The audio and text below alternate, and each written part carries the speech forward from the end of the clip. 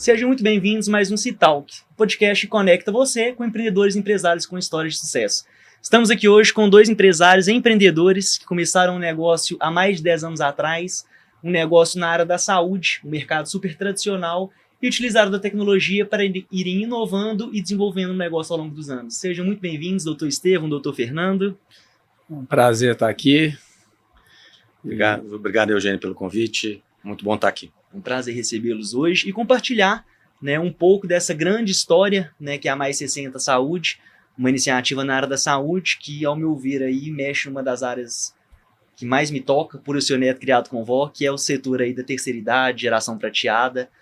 Hoje tem vários termos aí, vamos desmistificar um pouquinho aí, desse mercado, que é um mercado novo, mas nem tão novo assim, Então, antes da gente começar falando do negócio, da jornada de empreendedorismo de vocês, queria que você se apresentasse brevemente, formação, atuação, conta um pouquinho dessa trajetória, doutor Estevão.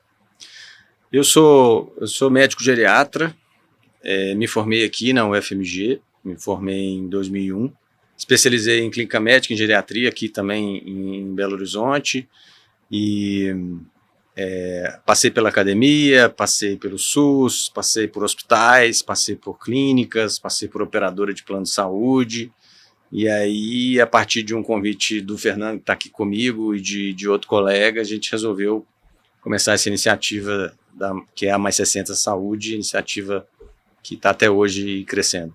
Bacana. Então, meu nome é Fernando Assunção, eu sou médico, também formei na UFMG, colega de turma do Estevão, eu também boto isso no currículo. Bacana. E lá na UFMG tem um determinado ponto do tempo que você faz os grupos de 10 alunos que vão estudar juntos. Então a gente era do mesmo grupo de 10, daí a nossa proximidade, E sempre gostei de tecnologia, inovação, apesar de na faculdade de medicina não ter muito disso, mas segui a carreira de médico inicialmente, sou clínico, sou nefrologista, doenças renais, mas eu ficava inquieto, assim, tinha que estudar alguma coisa de gestão, tinha alguns amigos gestores, empreendedores, aí fiz um MBA em gestão de negócios lá atrás. Já é formado médico? Já formado médico, já terminada a residência médica, lá em 2003, 2004. E aí o mundo se abriu, assim, da gestão, Mas foi um curso de um MBA clássico, Foi até na UFMG também. Mas o que eu gostei mais foi do empreendedorismo. Tempos depois, frequentando fóruns, palestras, a gente se deparou com empreendedorismo. Quando estava começando, Lean Startup, métodos ágeis, e a gente foi juntando as peças do quebra-cabeça, Então, inicialmente, eu, o Estevão e o Geraldo, que é o nosso outro sócio, vamos costurar tudo isso que a gente está aprendendo e dar um negócio. Que sai um negócio. E isso é curioso, doutor Fernando, que eu vim aí uns 5 anos da trajetória na área de inovação na saúde, então tive muito contato com médicos, sou até professor convidado da Liga Acadêmica de Empreendedorismo das Ciências Médicas, e empreender não é ensinado aos médicos, Agora sim que está tendo liga de empreendedorismo, que os estudantes de medicina estão olhando para esse quesito, mas lá de 95, 97 ali até 2002, que foi quando vocês formaram a residência, pouco se falava de médico empreender, certo?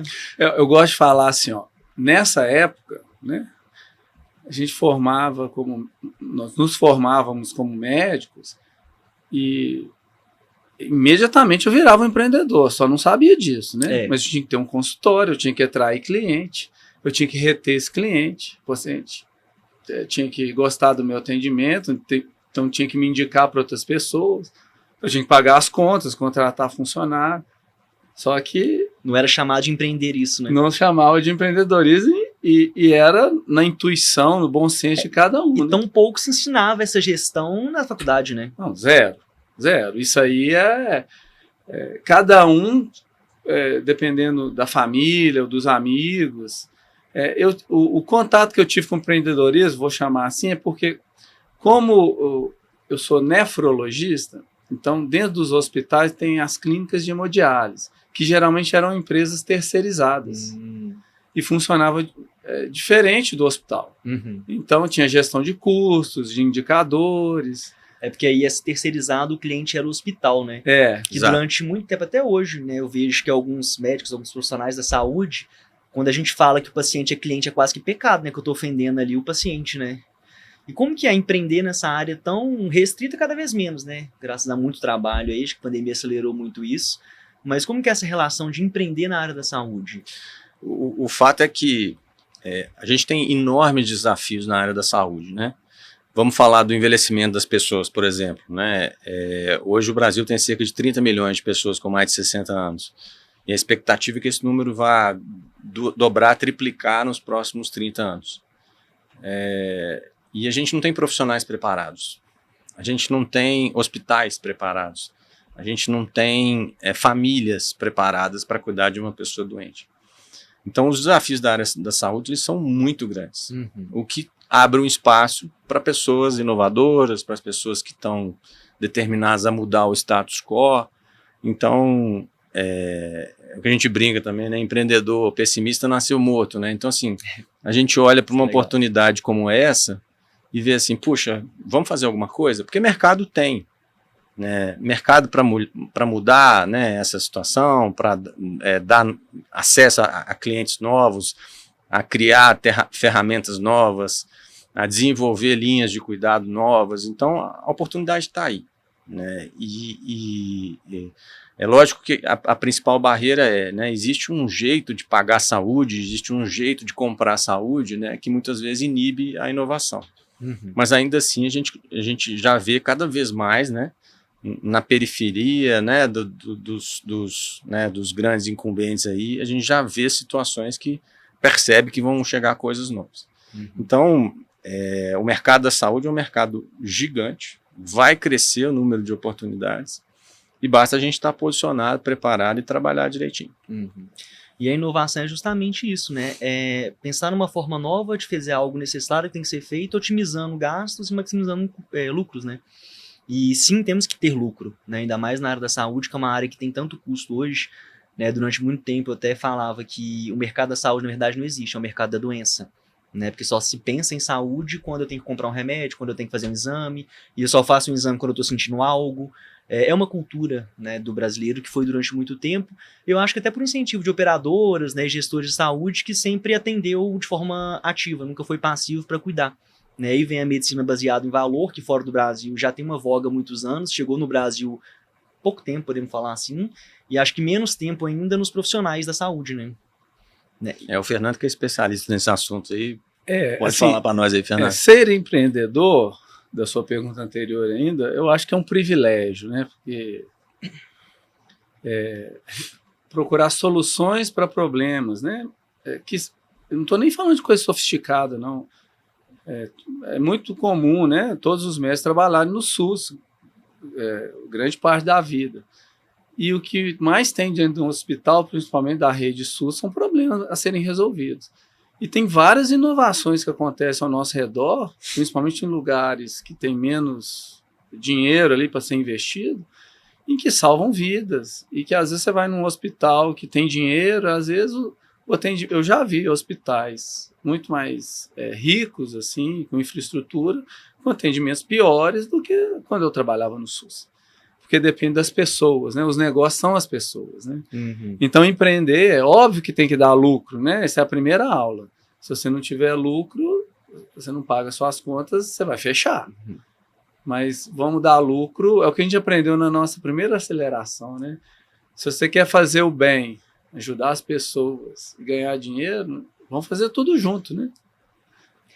E essa questão da simplicidade da inovação, que eu sempre trago isso aqui nos episódios, que é para desmistificar isso mesmo. Muita gente acha que a inovação vai ser uma patente, vai ser uma pesquisa de bancada, um medicamento novo. Sim, isso é inovação também.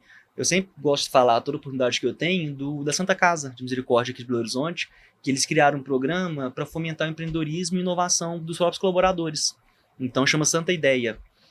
Não sei se vocês conhecem, tiver oportunidade de conhecer, mas é um projeto bem bacana. Depois eu conecto nós dois trabalhamos lá. Nós trabalhamos lá, eu fiz residência lá, mas nessa época não tinha ainda. Não tinha isso é coisa de 3 anos para cá, 2 talvez, o tempo é meio assim.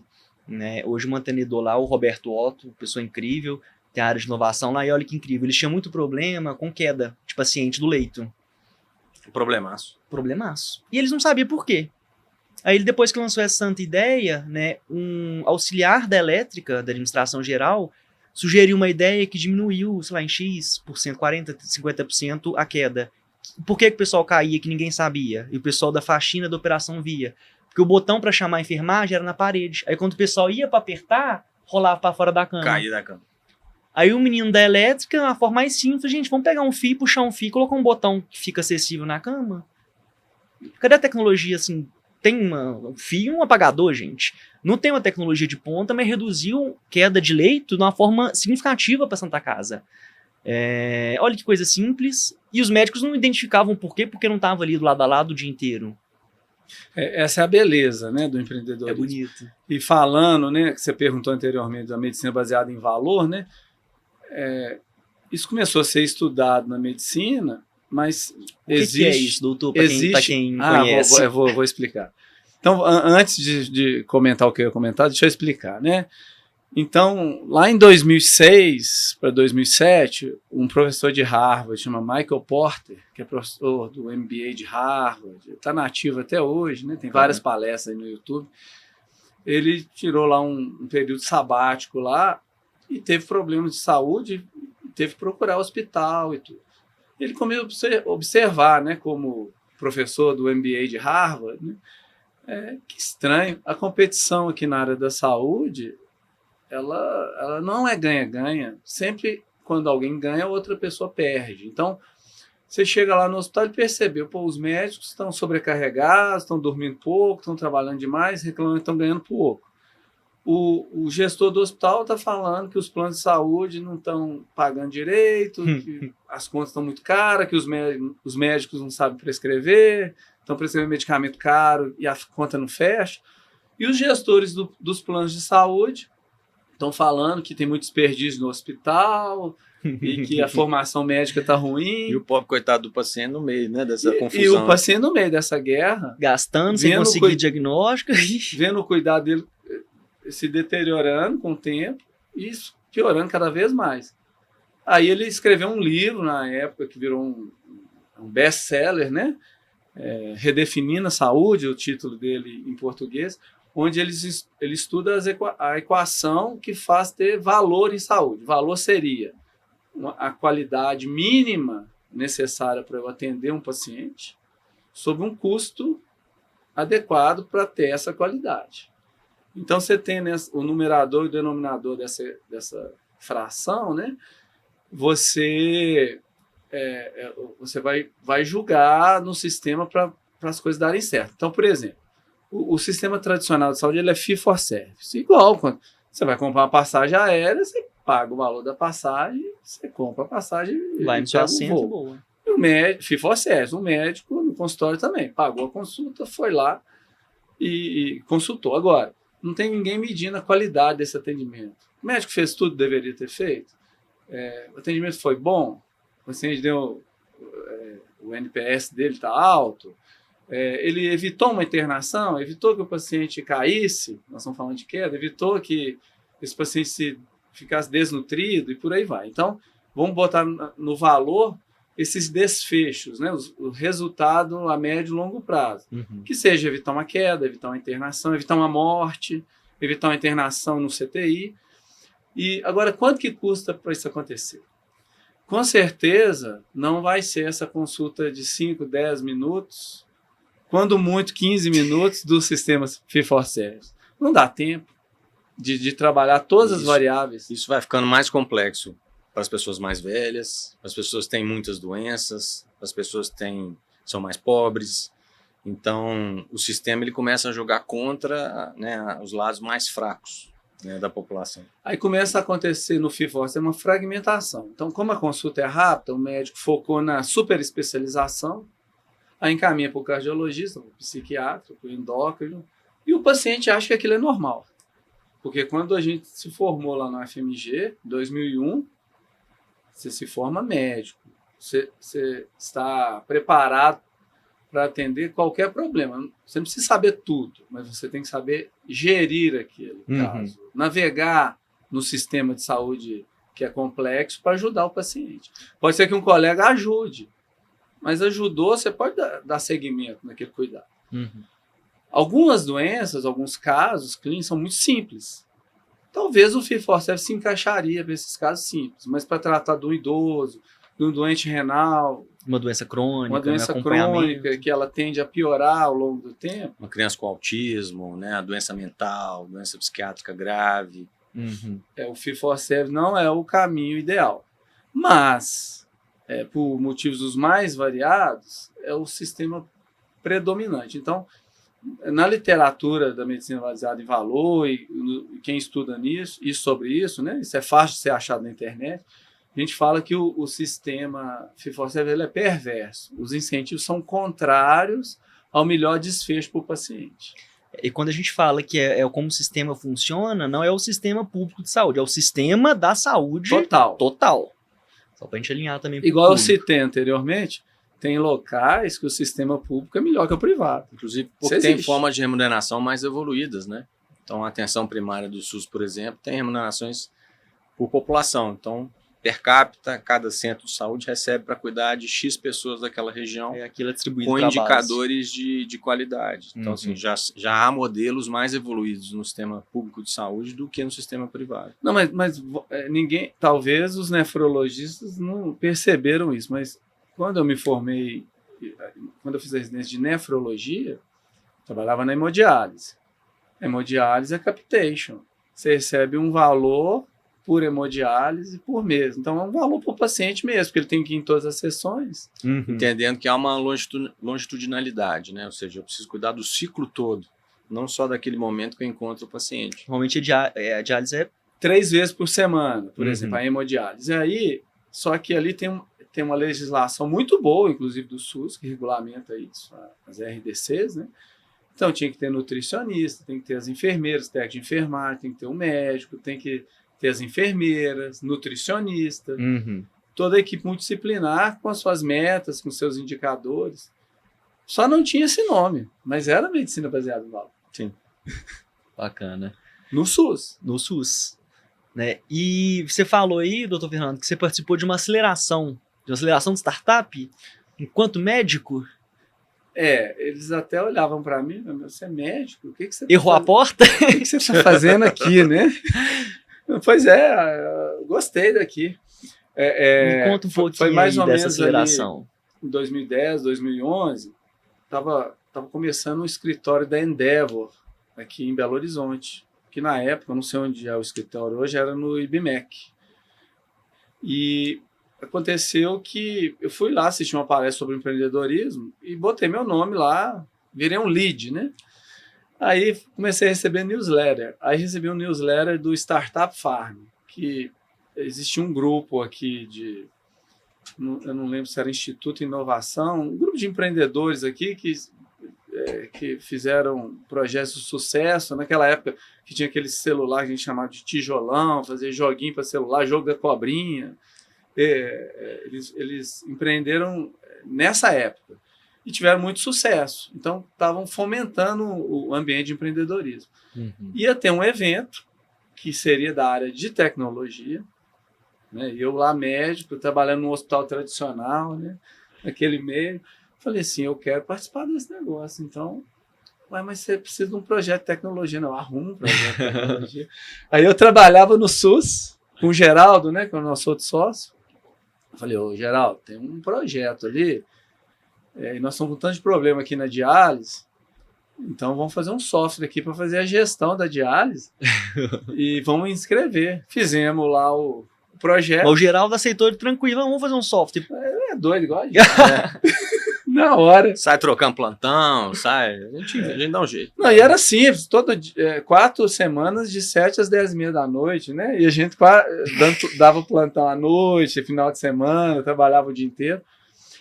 Foi a melhor experiência, assim, um negócio difícil até de explicar, né? Porque trazia um empreendedor de cada área, um de marketing, um de comunicação, um empreendedor da área de finanças, para dar aula de treinamentos para a gente, e aquilo você ia tendo um conhecimento ali inacreditável. Toda semana, nessas 4 semanas, tinha uma banca, aí que eu aprendi o que era um pitch, né?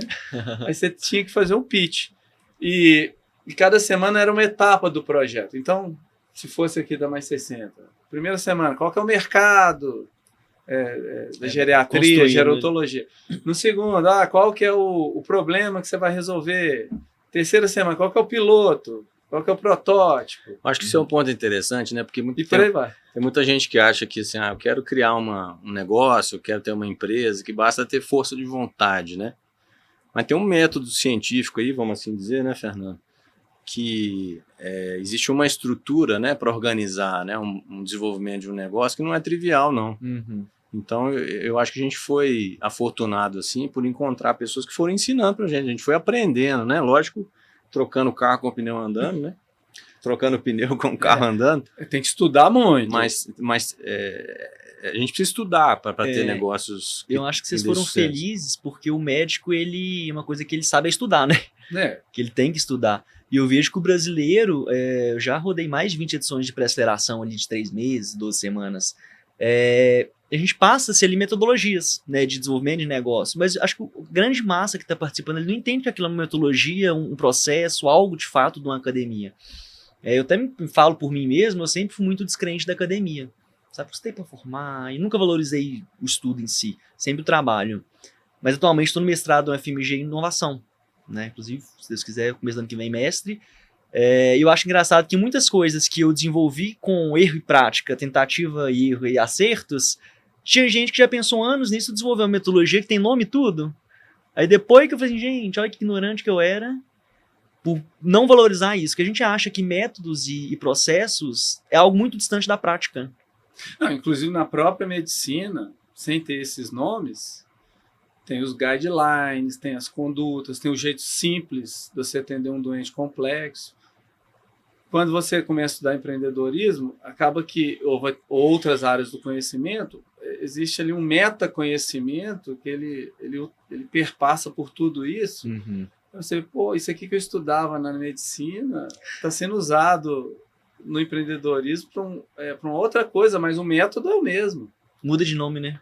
Então, estudar o fundamento do empreendedorismo, e na medicina a gente aprendeu medicina estudando o fundamento das doenças, como é que o corpo humano funciona, que problema, a dor, né? A dor, como é que lida com a dor. Tem muitas analogias mesmo, né, da medicina, do cuidado com a saúde com a empresa, né? Então, a empresa precisa ser saudável, né? Você precisa fazer diagnóstico, você precisa tratar as dores, né? Então, tem umas analogias mesmo aí. A gente acaba tendo alguma troca de conhecimentos mesmo. Bacana. E a aceleração, doutor Fernando? Entrou?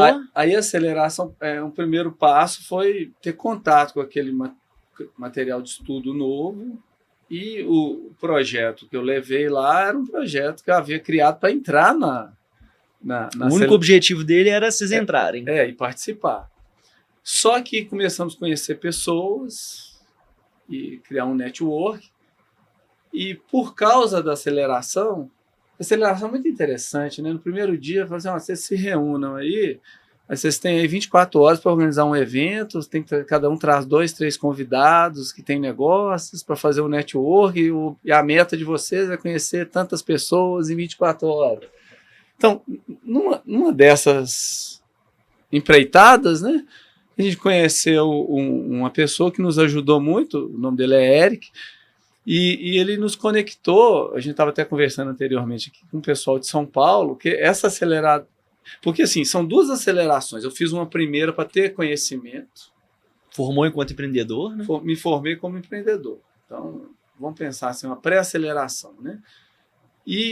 Mas lá eu conheci pessoas que me levaram para a próxima etapa, que é a aceleração, vamos dizer assim. Aí como lançar um negócio, né? Como transformar uma ideia em algo que vai para o mercado. E essa aceleração, a gente também criou uma maneira de participar, porque eram 10 empresas. A gente era a única que não tinha um CNPJ próprio. A gente estava rodando um piloto, por causa do primeiro, da pré-aceleração. A gente estava atendendo idosos em uma igreja aqui no Jaraguá, e fazendo uma avaliação de memória, mutirão da memória, várias coisas que a gente gostaria de ter na nossa futura clínica, né? E aí a gente entrou com esses projetos. Aí a gente atendia também um ambulatório do SUS em Betim, tinha uma fila lá, 500 pacientes com doença renal e idosos precisavam ser atendidos. Então a gente ficava lá além do horário e ficava registrando os dados, levava o nosso notebook, a nossa impressora, porque não tinha uma infraestrutura que poderia proporcionar coleta de dados, e a gente pagava um estatístico para fazer as análises. Então a gente tinha um material, assim, a nossa empresa está rodando, apresentando, fomos selecionados. E aí foi aceleração mesmo. A gente teve que ir para São Paulo, né? Na época, eu não sei se tinha alguma coisa em Belo Horizonte, né, que conseguia... Não, desse jeito na época não tinha. Nesse nível, não. A gente ficava uma semana em São Paulo, uma vez por mês, durante 6 meses. E aí, ao final dessa aceleração, a gente saiu com... Aí tinha o CNPJ. Com o CNPJ. Alugamos com pitch, onde é a primeira clínica nossa. E aí com o pitch formatado com o nome. Eu lembro que o nome Mais 60 surgiu num dia lá que a gente estava esperando o avião, tinha 30 pessoas sentadas num bar lá, se divertindo e tudo. Ô, gente, nós vamos arrumar um nome para a empresa. Aí vamos aqui, cada um dá a ideia. Pois é, vocês cuidam de quem? A gente cuida de quem tem mais 60. Tá, mais 60? Mais 60, mais 60. Pronto. Então, o que começou ali despretensiosamente para aprender o empreendedorismo virou hoje o que é a clínica, a rede, né, Mais 60 Saúde. Hoje são 6 unidades, né? A gente tem 4 em Belo Horizonte, 2 em São Paulo e uma operação em Betim também, numa associação. São quase 12 mil vidas que a gente atende ativamente. Tudo mais 60. Todos com 60 anos ou mais. Entre 60 e 106, mas ainda tem 106. Tem uma particularidade, é porque o nosso principal cliente hoje são planos de saúde, né? B2B. E é mais interessante para o plano de saúde, nesse momento, passar para a gente os pacientes que a gente chama mais frágeis, que tem mais problemas de saúde. Uhum. Então, a gente cuida de pacientes que têm mais doenças, têm um risco maior de internar. Porque, como a gente trabalha com medicina baseada em valor, então é ganha-ganha. Uhum. Quanto mais tempo esse paciente fica saudável, ou seja, eu cuido da saúde, mantenho ele saudável, e mais tempo longe do hospital, mais eu ganho. Então é bom para nós. Voltando lá na conversa do Michael Porter. Que estava ruim para todo mundo. Então é bom para o médico, que ele é remunerado pelo valor, porque o paciente não foi para o hospital. É bom para a clínica, que está sendo remunerado. É bom para o paciente, que está saudável. É bom para o plano de saúde, que economizou. Talvez para o hospital, né? Ele pode reclamar um pouquinho que o paciente não está indo lá, né? Mas existem hospitais no mundo já que trabalham no modelo de medicina baseada em valor, porque não adianta uma peça do sistema trabalhar com medicina baseada em valor e a outra fee for service vai entrar em conflito. Fica meio manco essa história aí, né? E assim, eu lembro uma palestra que eu assisti anos atrás do professor Clóvis de Barros, ele falando sobre saúde, ele falando assim, quem define o que é saúde e o que é doença são os donos do poder. Então, para o empreendedor mudar o sistema é muito difícil, tem que ser quem já está no poder. Então, são os planos de saúde, é o governo, as lideranças, as agências reguladoras, que tem que propor incentivos nesse sentido. E só chamar uma atenção também, assim, hoje a Mais 60 atua no mercado B2B, né? Mas acaba que o usuário final é a pessoa idosa, né? Mas antes de você detalhar isso, doutor Estevão, só para o público aqui, eu conheço a operação, eu quero conhecer mais, mas é porque é meio que doidura, né? A gente que veio da área de inovação, com foco em software, como assim uma aceleradora desenvolver uma clínica? Sim. O que tem de diferente nessa clínica aí? Dentro desse conceito de inovação, muita gente pensa em inovação como tecnologia, né? Eu criar um software novo, eu criar um equipamento novo, eu criar uma estrutura nova, né? A gente tem que lembrar também que a inovação pode vir de processos. Então, assim, eu posso ter hoje, por exemplo, na saúde, processos fragmentados, que eu reúno isso num lugar só. Esse lugar é a Mais 60. Então, em vez de ir no especialista aqui, em outro especialista ali, no nutricionista ali, no fonoaudiólogo ali, no psicólogo aqui, eu junto essa equipe num lugar só, uma equipe que conversa entre si. Então, eu poupo o tempo do paciente, da família, e eu poupo recursos do sistema de saúde. Então, a nossa tecnologia, naquele momento da aceleração, a nossa tecnologia era um processo novo de cuidar. E foi por isso que a gente conseguiu passar pelo processo. Um pouco mais na frente, aí o Fernando conta a história, aí veio uma ferramenta tecnológica para apoiar esse processo, né, que foi essencial. Então, assim, desde o início a gente pensou em tecnologia, mas calhou da tecnologia vir no momento que a empresa já estava rodando, né, para a empresa crescer mais. Maravilha. A tecnologia surgiu, assim, ó, tem um background, né?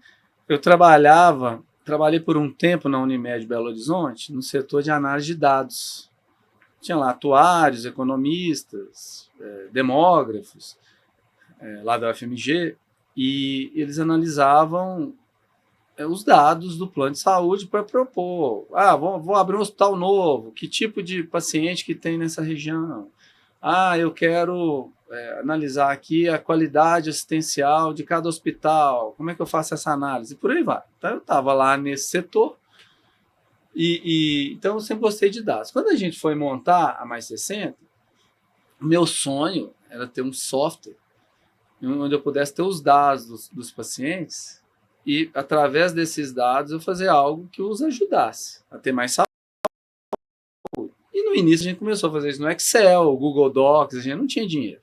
E para ter um software que já existia no mercado naquela época, né, 2010, 2011, era muito caro e a gente assim, bootstrap. Claro, e nem tão rápido, né? E assim, imagina assim, eu vou contratar uma empresa de software para fazer um software para uma startup, eu não tenho como pagar. Para eu começar a clínica? Eu nem sei eu nem tenho o processo pronto ainda, eu vou pivotar meu modelo, eu estou azeitando as coisas. Então, inicialmente a gente optou por pegar um software de entrada que resolvia as pendências básicas da clínica. Só que quando a gente tentava analisar os dados, a gente não conseguia. E teria sempre que montar o Excel. Só que a clínica foi crescendo, o processo foi ficando mais inteligente. Então, igual o Estevão falou, o paciente vai lá e ele resolve todos os seus problemas de saúde. Se a gente não resolve lá, a gente sabe quem resolve. Então, ele vai e volta. Mas a gente controla isso. Uhum. Só que são muitos dados e muitas informações em planilha de Excel. Não tinha um espaço no software para ter isso. Foi aí que a gente teve a ideia, que já era antiga, a gente só não tinha como viabilizar isso, a clínica estava numa outra etapa, né? A gente estava com mais pacientes. A gente chamou dois, que é o Lênio e o Ricardo, dois desenvolvedores de software, para empreender junto com a gente. Então, assim, nós estamos com essa ideia aqui, nós temos que criar um software para fazer essa gestão, ele vai ser prontuário médico, ele vai analisar os indicadores de desfechos, de processo, eu tenho que ter um módulo de tarefas para delegar tarefas para os profissionais da equipe multidisciplinar e para os médicos, eu tenho que ver o que foi feito e o que não foi feito. E assim, estranhamente, eles aceitaram de primeira, né? Eles toparam e aqui estamos. Eles até assustaram, vai. Agora, assim, eles não sabem a fria que eles estão entrando aqui, né? Porque é muito trabalho. E graças a Deus, assim, muita, vamos dizer assim, resiliência, né? Disciplina, no passo a passo, usando desde sempre o que a gente aprendeu lá na pré-aceleração de Lean Startup. A gente acaba ficando especialista em Lean Startup, né? Uhum. E testando as coisas e surgiu o Life Coach, que é um software que faz tudo isso que eu já falei e que faz com que a Mais 60 consiga existir. Hoje, se tirar o Life Coach, a Mais 60 não para de pé, porque eu ia precisar do dobro de pessoas. Incrível. E todos os nossos processos, né, igual o Estevão falou, a tecnologia do cuidado está dentro do software. Então, se eu pegar o meu software e botar numa empresa lá no Ceará e a pessoa seguir o que a gente faz, ele tem vai fazer um trabalho com a qualidade muito parecida com a nossa. Um grande desafio de empreender na saúde, né, é poder escalar o negócio, né? Então, negócio que depende muito de estrutura física, por exemplo, é difícil você escalar. Lógico que há exemplos aí, tem formas de se fazer. Tem formas de se fazer, né? Mas assim, para a saúde é um grande gargalo mesmo, né? E é óbvio que nós, como empreendedores, a gente quer que o negócio cresça, a gente quer que o negócio vá além das fronteiras de Minas, né? A gente quer que o negócio atenda muito mais pessoas do que hoje a gente atende.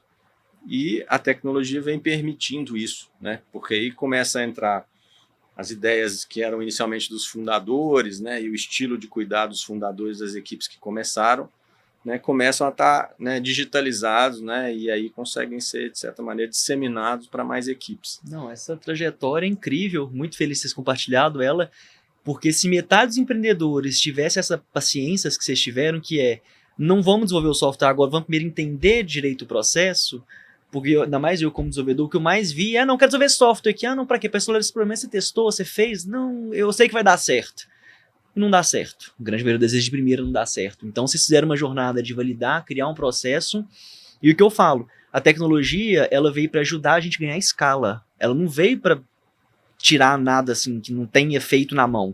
Ela não faz nada que a gente não faça na mão. Ela só faz isso de uma forma escalável, assim como que vocês fazem, né? Então é reduzir pessoas, aumentar a qualidade e isso, consequentemente, vem o lucro. Eu falo que o lucro é consequência de um trabalho bem feito, né?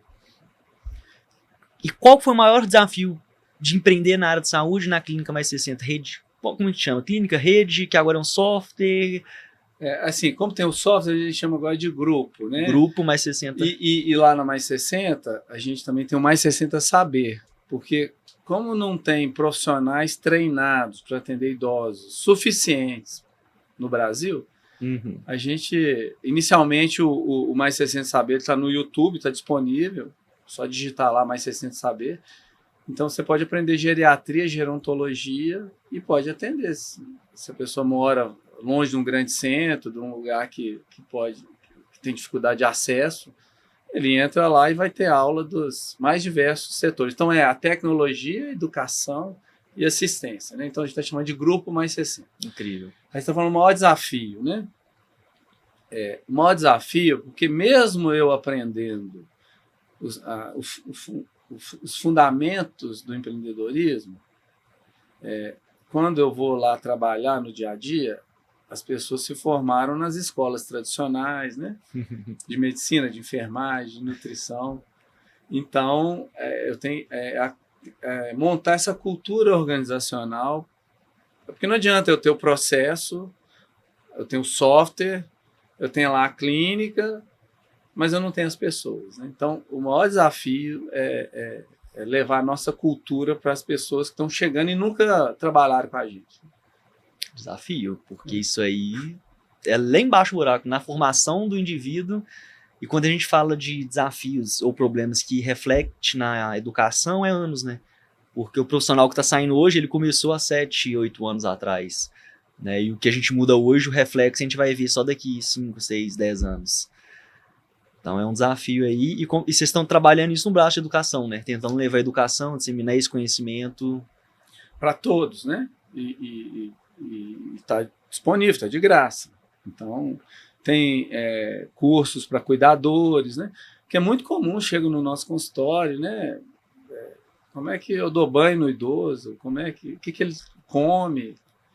O que tem que fazer para não cair? Está tudo isso lá disponível. Bacana. E eu sei, doutor Estevam, queria que você compartilhasse um maior desafio superado. Aí é um desafio um pouco maior para você falar aí. Um passo que vocês tiveram, falou, pô, nem que seja o pivotar do negócio.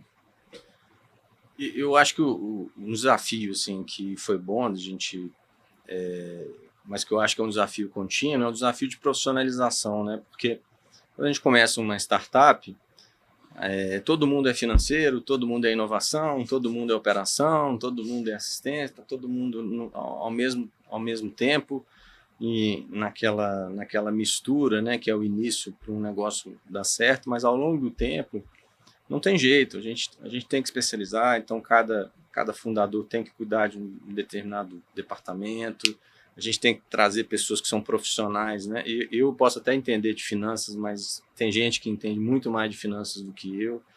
Então, ao longo do tempo, a gente trazer profissionais, né, que ajudem a transformar um negócio, né, que está na infância dele, né, e torná-lo maduro, né, suficiente para dar resultado, suficiente para crescer. Então, o processo de profissionalização é gostoso de acompanhar, né? E não termina, lógico, né? Não. A gente sempre quer evoluir para etapas adicionais, né? Até a gente parar no conselho, né, Fernando?